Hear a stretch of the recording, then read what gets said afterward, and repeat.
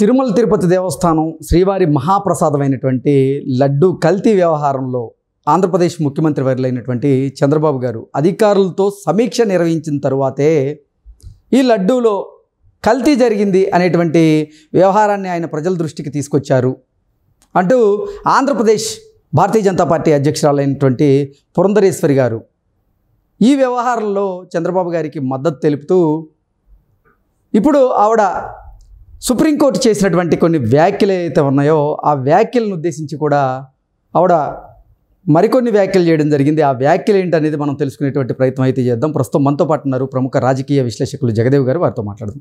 జగదేవ్ గారు నమస్తే అండి. నమస్తే అండి. ఈ లడ్డు వ్యవహారంలో సుప్రీంకోర్టు కొన్ని కమెంట్స్ చేసినటువంటి నేపథ్యంలోనే ఇప్పుడు ఆంధ్రప్రదేశ్ భారతీయ జనతా పార్టీ అధ్యక్షురాలైనటువంటి పురంధరేశ్వరి గారు ఈ లడ్డు కల్తీ వ్యవహారంలో అధికారులతో సమీక్ష నిర్వహించిన తరువాత మాత్రమే చంద్రబాబు గారు ఈ లడ్డూలో కల్తీ జరిగింది అంటూ ఆయన ప్రజలకు వివరించేటువంటి ప్రయత్నం చేశారు అంటూ చంద్రబాబు గారిని వెనకేసుకొచ్చే ప్రయత్నం చేశారు ఆంధ్రప్రదేశ్ భారతీయ జనతా పార్టీ అధ్యక్షురాలైనటువంటి పురంధరేశ్వరి గారు. అంటే లడ్డు వ్యవహారంలో ఇప్పుడు సుప్రీంకోర్టు కొన్ని వ్యాఖ్యలు చేసినటువంటి నేపథ్యంలోనే ఆ వ్యాఖ్యలను ఉద్దేశించే పురంధరేశ్వరి గారు ఇటువంటి వ్యాఖ్యలు చేశారు అనేది ఇప్పుడు చర్చనీయాంశంగా మారింది. ఏంటి దీని మీద మీ విశ్లేషణ ఏంటి? పురంధరేశ్వరి గారు అంటే సుప్రీంకోర్టు చేసిన వ్యాఖ్యల మీద స్పందించారు.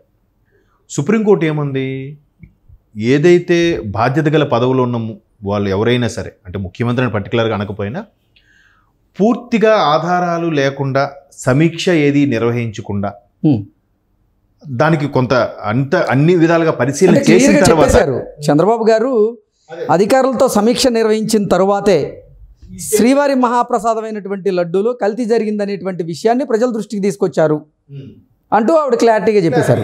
కానీ సుప్రీంకోర్టు ఏముంది, ఇవేమీ చేయకుండానే ఇట్లా స్టేట్మెంట్ ఇవ్వడం ధర్మ సందేహంగా ఉండే స్టేట్మెంట్ ఇది.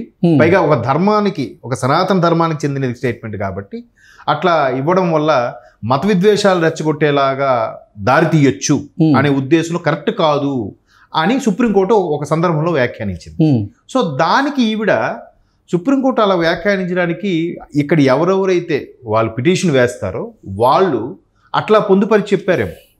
కోర్టుకి ముందు వాళ్ళు ఏం నివేదిక సమర్పిస్తారో దాని ప్రకారమే వాళ్ళు స్పందిస్తారు.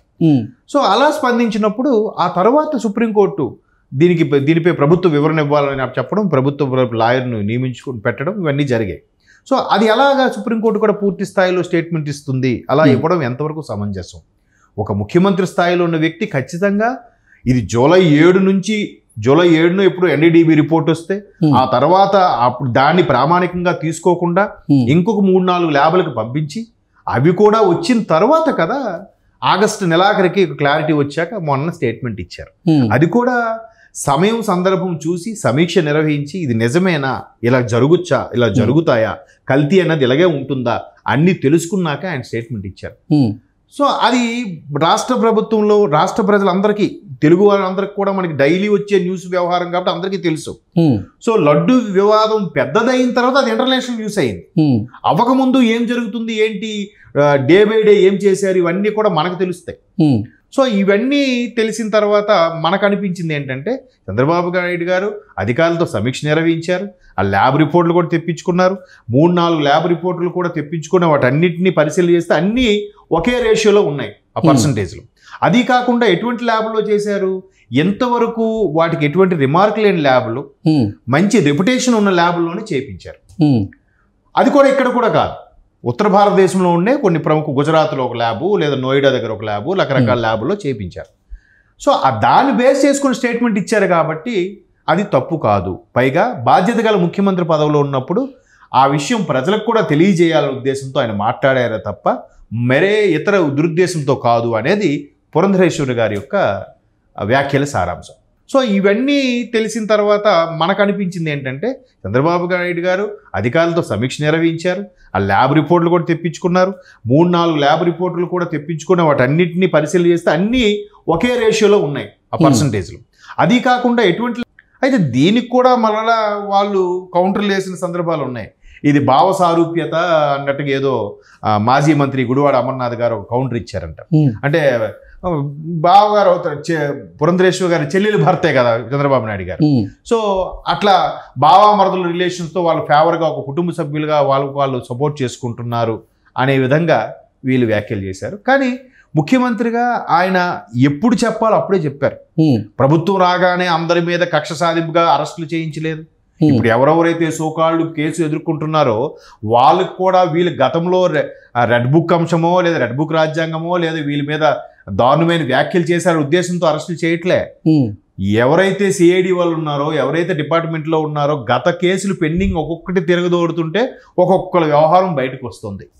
ఒకడు భూ కబ్జా కింద ఒక మంత్రి కొడుకు అరెస్ట్ అయ్యాడు, ఒకడు రెండో ఫ్యామిలీ పెట్టి ఒకడు అరెస్ట్ అయ్యాడు, ఇంకోడు పరాయి రాష్ట్రానికి పారిపోయి తలదాచుకున్నాడు. ఇలాగ ఒక్కొక్కల అంశం తెర మీదకి వస్తుంది.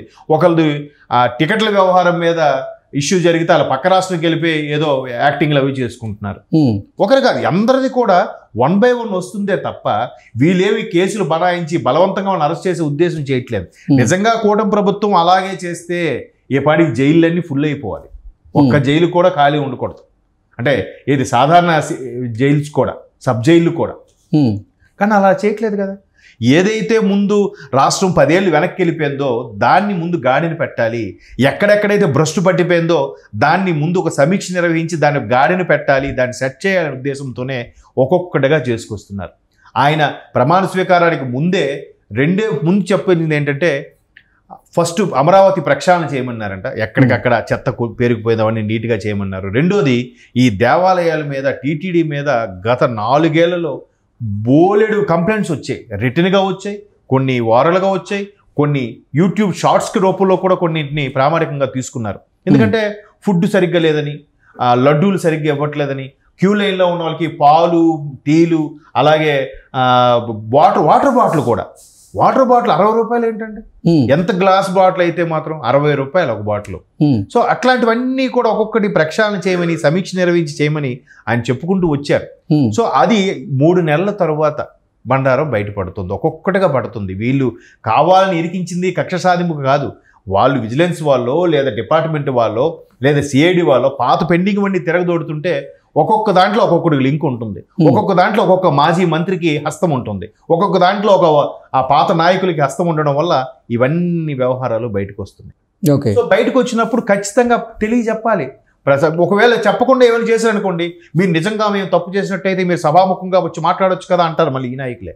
సో అందుకు సభాముఖంగా ప్రజల సమక్షంలోనే చెప్పాడు ఆయన, ఎంత దారుణానికి ఒడిగట్టారు, దీని మీద మేము ఇంకా చర్యలు తీసుకోవాలని అనుకుంటున్నామని. అది ఒక్కసారి ఆయన స్టేట్మెంట్ ఇచ్చేసరికి అప్పటి వరకు తెలియని అందరూ కూడా ఒక్కసారి అవాక్ అయ్యారు. ఇప్పుడు అది సుప్రీంకోర్టు వరకు వెళ్ళింది. సుప్రీంకోర్టు రేపు 3వ తేదీన ఆల్రెడీ రాష్ట్ర ప్రభుత్వానికి ఛాన్స్ ఇచ్చింది, మీరు సిట్ను కొనసాగిస్తారా లేదా కేంద్ర ప్రభుత్వానికి దర్యాప్తు సంస్థకి అప్పగించమంటారని. సో ఖచ్చితంగా కేంద్ర దర్యాప్తు సంస్థకి అప్పగించమని చెప్తుంది ప్రభుత్వం. అప్పుడు అసలు వ్యవహారం ఇంకా మొత్తం తీగలాగితే డొంకంతా కదులుతుంది. ఓకే.